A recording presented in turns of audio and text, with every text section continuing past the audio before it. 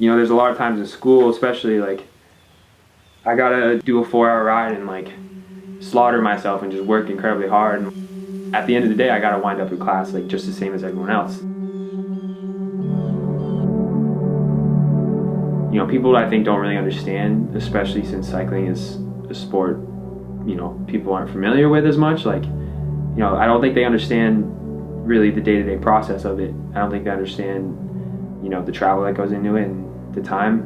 But I like that, you know, I like that I'll be in a group project and people are like, oh, you bike? And I'm like, yeah. And they're like, oh, like for Cal Poly? I'm like, yeah, a little bit, but race outside of it. And like, I don't try to elaborate. I try to just kind of keep it, you know, something, my secret, like my, you know, these two worlds I want to keep a bit distinct.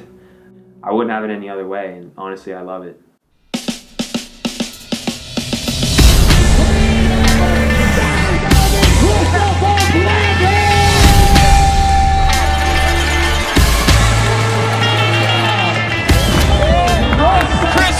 Such a talent.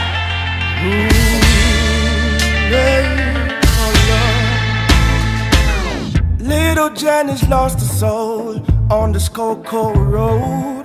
She was trading body parts for money, but all the glitters ain't gold. Nobody cared enough to teach her right from wrong. So this life is the only life she knows.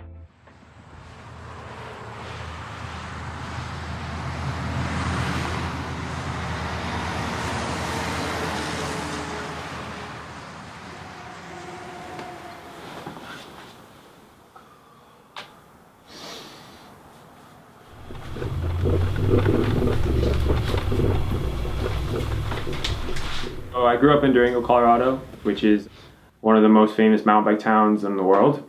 Actually, the first World Championships was there in 1990. I started BMXing when I was 5 years old. My dad saw like a newspaper article and went to check out the track, and I was immediately hooked.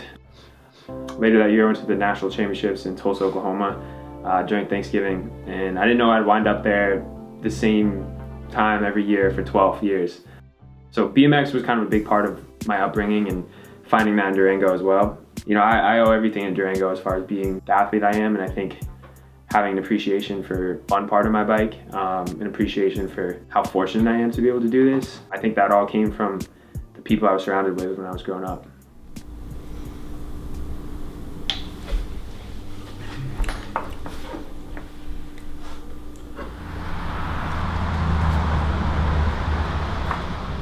When I was looking at colleges, I could have gone to a collegiate cycling program, like Fort Lewis is the best, and that's in my hometown. But I wanted to pick my college for, you know, the experience I'd have, like, and keep bike racing separate. And just like I knew I was going to be able to train. I knew I was going to be motivated as long as there was warm weather and I could, you know, have some flexibility in schedule. But I picked Cal Poly kind of because of that. Like, I wanted to have a normal college experience. I wanted to have friends that knew nothing about bike racing. I mean, as weird as that sounds, like, I kind of like it. I kind of like it when my friends are, you know, in some ways clueless, because it just like brings perspective for me.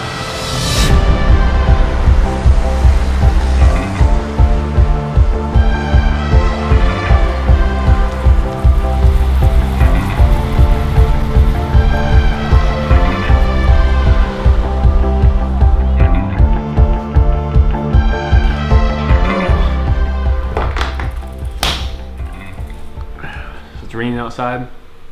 I got an easy day, so I'm just gonna play Xbox and spin on the trainer. Just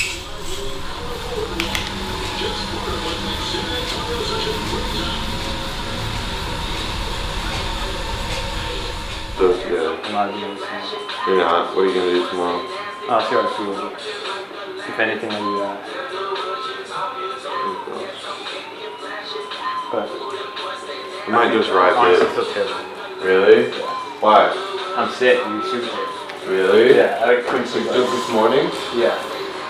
Damn. So I met Anders Johnson, my roommate, like 5 years ago at a race in Montana. It was a short track race and we made a breakaway together, and I was like, wow, this is crazy. Like, never been able to stay with him. We were racing with some older kids and I was pretty pumped. Right about the time that he attacked, I completely, I died. It was right towards the end of the race. The next year we wound up on the same team. He's a kid from Utah, I'm from Colorado, but we never crossed paths up until then.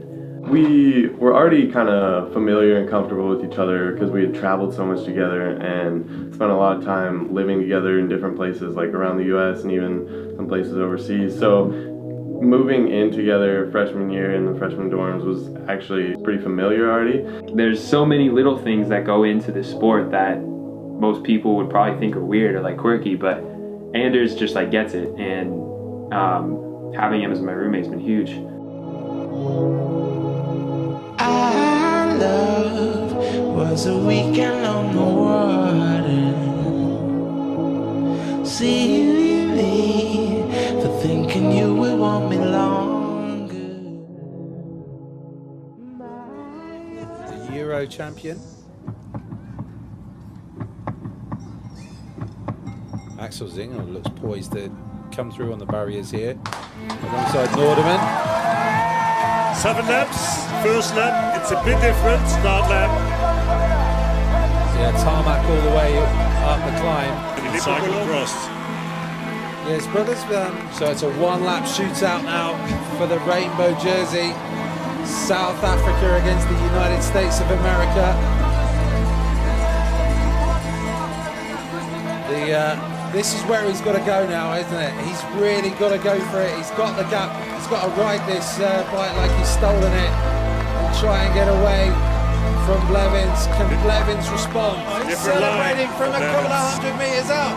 Alan Hartley is going to do what Bury Standard did 9 years ago and bring a rainbow jersey for the Rainbow Nation. South Africa take the goal. A great result for him. He's going to look behind.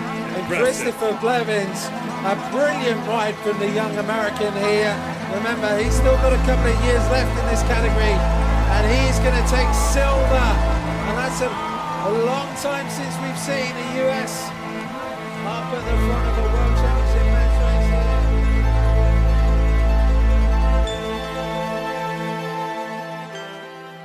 There was a battle all the way to the last lap. And then my teammate actually pulled away from me from South Africa, but we both raced for Specialized.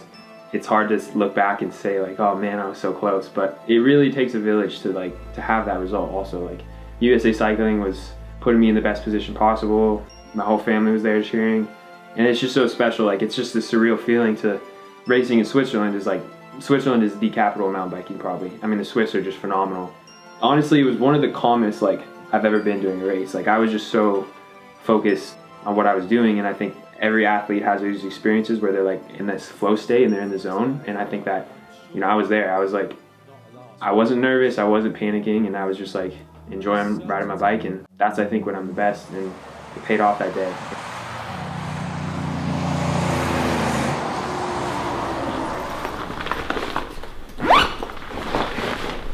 Especially in mountain biking, like there's the World Cups every year, but the World Cup circuit and World Championships, but like the Olympics is what everyone dreams about, and to have a realistic shot of going there is pretty surreal, honestly.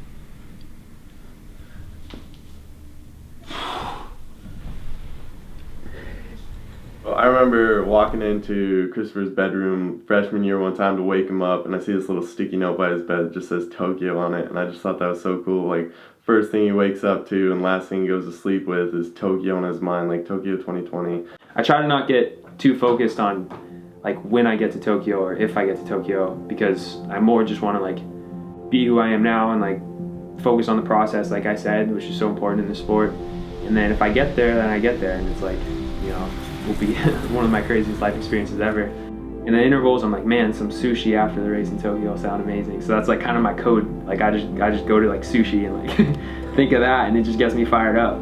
I think about it all the time, and the clock's ticking, and hopefully we can get 2 spots for the US, and I'll line up in Tokyo.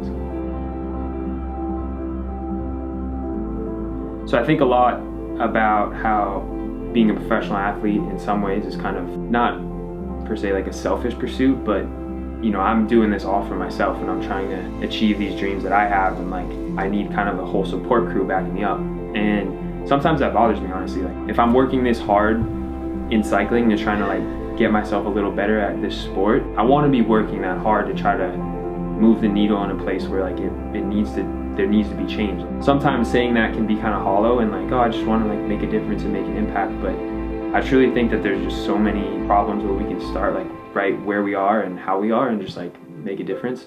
You know, I don't want to ever be remembered as just a bike racer. I think of myself as someone who happens to race bikes, not just a bike racer. That's something I've always tried to remind myself and tell other people as well.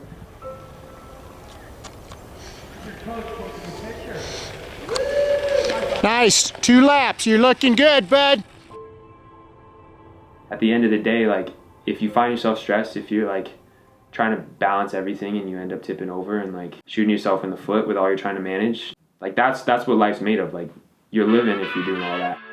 If you're trying to manage a lot and you're juggling all the things you got going on, like that just means that your life is full of whatever that may be. For me, it's cycling and life and school and poetry and, you know, and hopefully more. But I think everybody like has a lot that they're capable of doing. It's just about like taking it on and managing it the best you can. If you want this, I got to come get this, I gotta be yeah, everything you want me to be, baby. You know I'm loyal, this hand is royal. It don't get no better than this. If you need to be feeling, believe it, I'm gonna be yeah, everything you want me to be, baby. You know I'm loyal, this hand is royal. It don't get no better than this. When I come up to your doorstep, little knockety knock knock, what you got for your mama? You can't cut out the drama, leave it in the past, so you might as well keep your smile. But I know you're good for it. You never let me down. I know you're good for it. You always hold me down. Ooh, baby, been thinking about you lately. Ooh, baby, been thinking about you.